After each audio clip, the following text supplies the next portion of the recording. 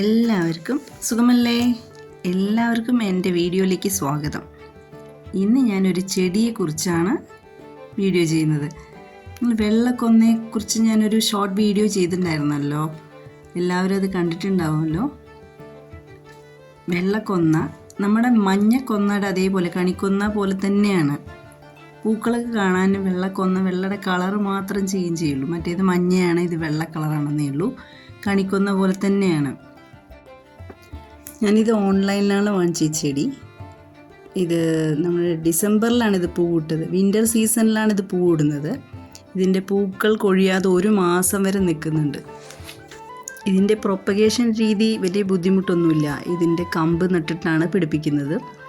ഈ ചെടിക്ക് പ്രത്യേകിച്ച് വളമൊന്നും ആവശ്യമില്ല. കാര്യമായിട്ട് ഞാൻ കൊടുത്തിട്ടുണ്ടായിരുന്നത് തേയില വേസ്റ്റിൻ്റെ, അതായത് നമ്മൾ തേയില വേസ്റ്റ് കിട്ടുമല്ലോ ചായ ഉണ്ടാക്കുന്ന സമയത്ത്, അതെല്ലാം എടുത്ത് വെച്ച് അത് നമ്മൾ വെള്ളമായിട്ട് ഒഴിച്ച് കൊടുക്കുക, അല്ലെങ്കിൽ ചണ്ടിയായിട്ട് വേണമെങ്കിലും അതിൻ്റെ വേസ്റ്റ്, തേയില വേസ്റ്റ് ഇട്ട് കൊടുക്കാം.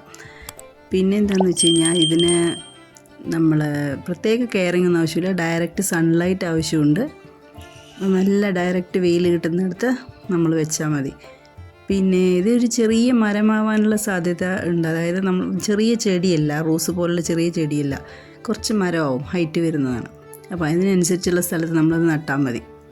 നല്ല പൂക്കൾ തരും. നല്ല എത്രയോ ദിവസങ്ങൾ ഇങ്ങനെ വാടാതെ നിൽക്കുമ്പോൾ നമുക്ക് കാണാൻ തന്നെ നല്ല സന്തോഷമാണ്.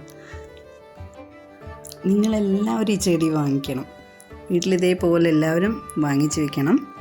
ഇതുപോലെ പൂക്കൾ തരും. നല്ല ഈസി ആയിട്ടുള്ള വളർത്താൻ പറ്റുന്നതാണല്ലോ.